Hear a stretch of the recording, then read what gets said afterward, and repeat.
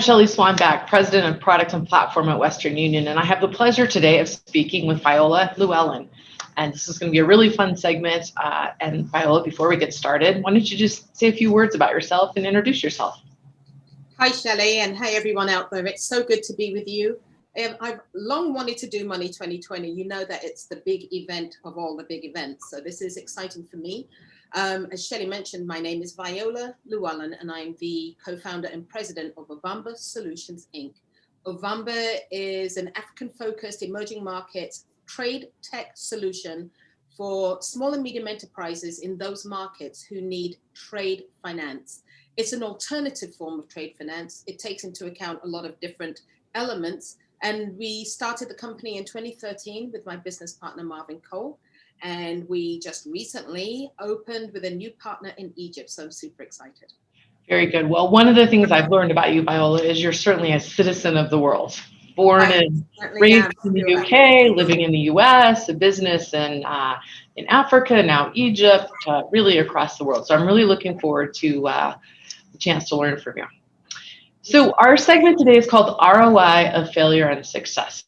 And I think lots of people talk about success and what it took to be successful. So I thought maybe we'd start talking a little bit about those mistakes, the failures, the screw ups, if you will, that have contributed to your learning and therefore to your success. I'm guessing you have a couple of fun stories to share with us. Yes, and I've always said if there was a conference that was just about failure, I think it would have far more value than crowing about all the great and groovy things you've done in tech. And I know in conversations with others, I've always looked at the pivotal point when our institutional investor did not follow through with capital needed to do transactional funding for what was a very hefty pipeline back in 2015, I believe, in Cameroon. And that mistake and that failure, which I take full responsibility along with my founders, was based on the fact that in our naivety as new founders, we did not have mechanisms by which to make sure it was quote unquote punitive for an investor not to follow through. But the next best thing that we could do was we turned that situation around into a growth opportunity. Before then, we thought that we should be doing funding the way everybody else does in the world with a long-term exposure for capital. But because we had so many customers to fund who we had actually qualified and didn't have as much of the capital as we needed, we instead reduced the term time of these transactions to 4 to 6 months. That made us use a different filter for taking on customers. And that's what really pushed us into trade. We instead made the parameters about customers who needed to access goods from international sources and bring those in, clear customs, store and distribute on their behalf, because that way we had control of the asset. If we had never had the misfortune of not having that money available in the quantity that it was supposed to be, we would have never found a new market for short-term funding for trade and importation. This mistake was fantastic for us. And it came hot on the heels of the mistakes that we made in trying to co-fund with microfinance institutions, because these two elements together taught us a number of things that are also real in the developed world. Number one, institutions that make their funding or their credit decisions based on only the best customers have very contracted profit margins, and they are losing as much as 80% of the customers that just need an adjustment to the criteria to make choice. So that mistake was our best. And the fact that these businesses didn't have technology gave us an absolute imperative to create bank partner and growth as a service as we have it today, based on what was missing. If we hadn't had those two mistakes, we wouldn't be having this conversation today. Oh, that's a fantastic story. And I'm guessing at the time that mistake was quite stressful. It was so threatening. How did you get through that? You know, lots of organizations, big and small, struggle a little bit with creating an environment where you can have some experimentation and an environment where you can fail and learn from that and move forward. What are your recommendations? Absolutely, Shelly, you hit the nail on the head. It was frightening from a reputational standpoint. And I'll speak as freely as I can without causing any offense. If you're Black, female, African, dealing with Africa, and you try to go and speak to Western investors, the benchmark of what they consider as success is way higher than it is for anybody else, because they assume that there is a special kind of risk that you must observe for emerging markets, Africa in particular. And that was the first thing that almost buckled me to the point where I thought, maybe we should not do this anymore. Maybe this won't work. But the great thing about having a team of diversified individuals is someone is going to take up the slack and is going to be hard charging with chutzpah when the rest of us may be crawling on the floor in a fetal position, absolutely petrified. So in order to cope and deal with this, we remembered that because of the very thing I've just described, no one's looking at us. So if we're screwing up, no one's really paying attention, but we can archive and historically look at these as the tools that took us to where we are today. And the first thing that we had to do was just completely recode risk models. It gave us the opportunity to look at how does culture and ethnicity play into the repayability within these markets, because nobody looks at Africans as Africans. They look at us as numbers and they look at us as data. But we're one of the few people who, because of this mistake, started to look deeper at ways to say yes and discovered patterns along the ethnic groups that we are trying to serve. And we actually coded for that. And that also led us to want to say, well, what would happen if we created a natural language chatbot in all African languages and completely opened this blue ocean up to the market that we are now creating from the start. And that was an exciting opportunity. And very interesting. So speaking of success, let's just talk a minute about what is the definition of success? What does it mean to be successful? You know, there's so much talk these days about it's not just about your shareholders, right? It's about all of your stakeholders. There's a lot of people that really want to work for a company that's more about purpose than just about having a job. There's just so many definitions of success. And this varies obviously in different parts of the world as well. How do you think about that?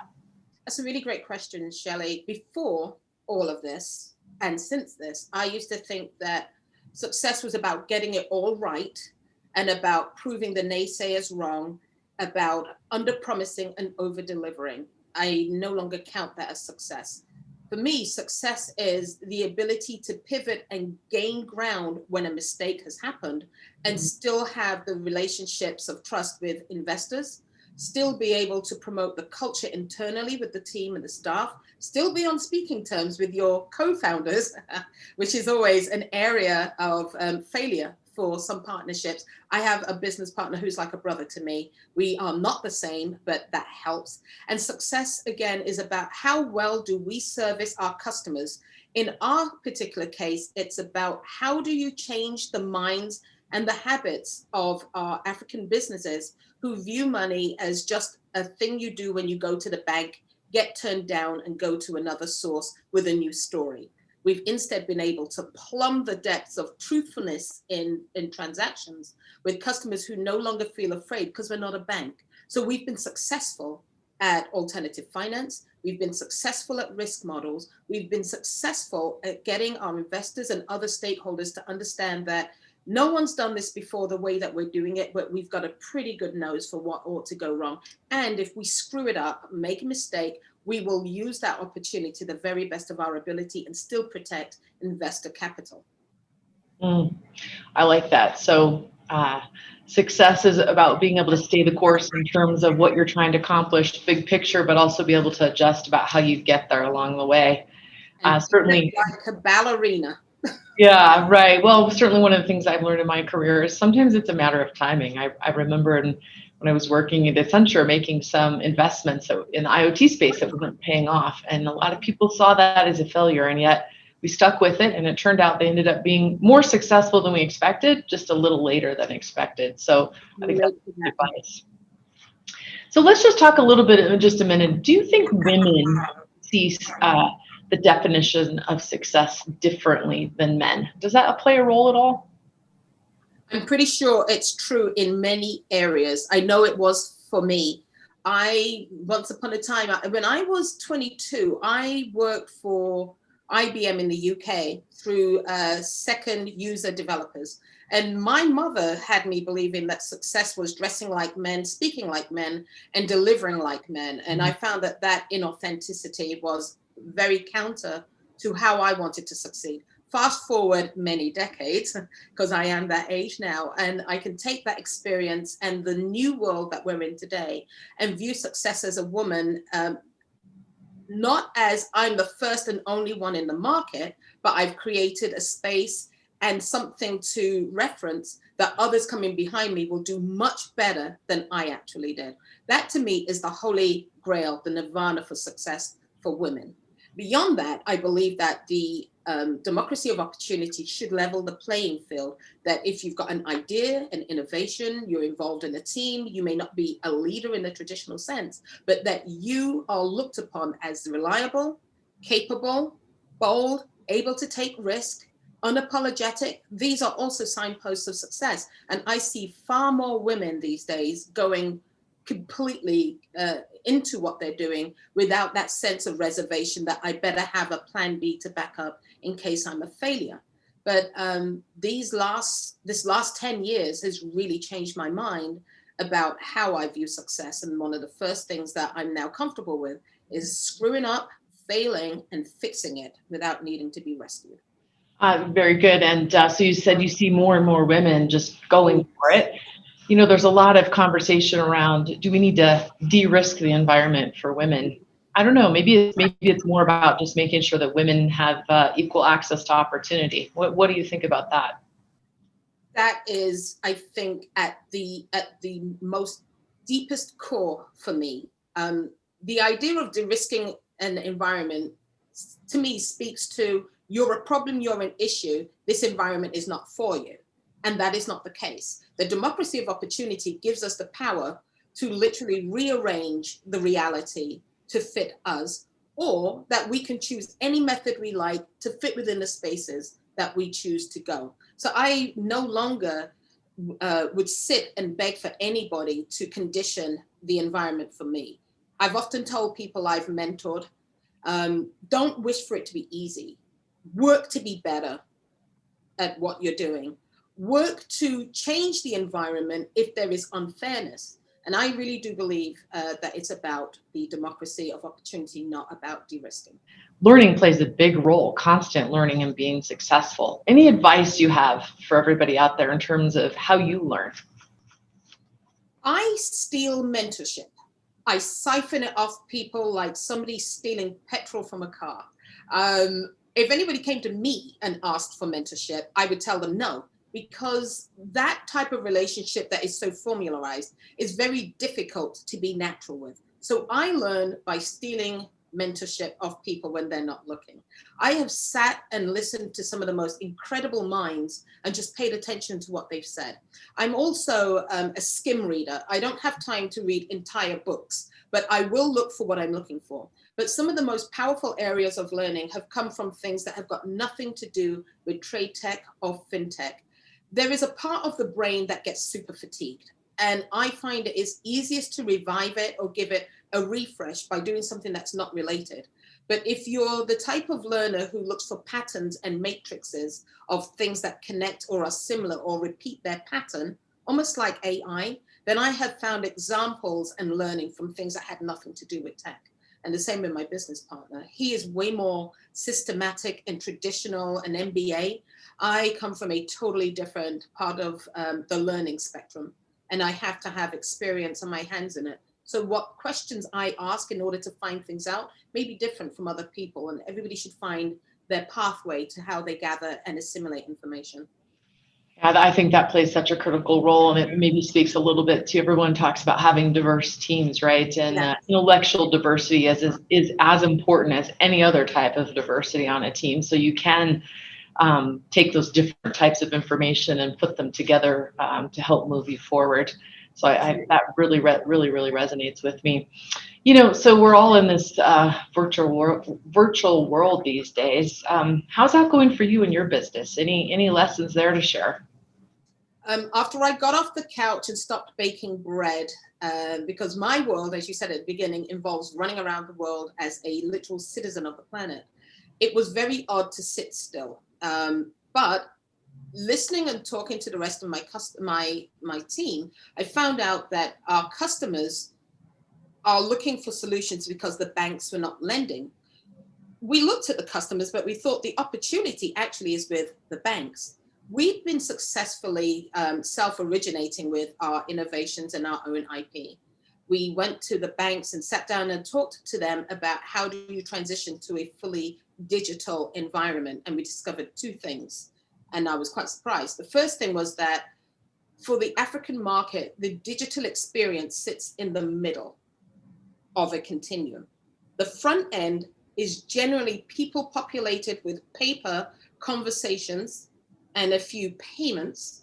And the back end is definitely no technology, and it's all paper.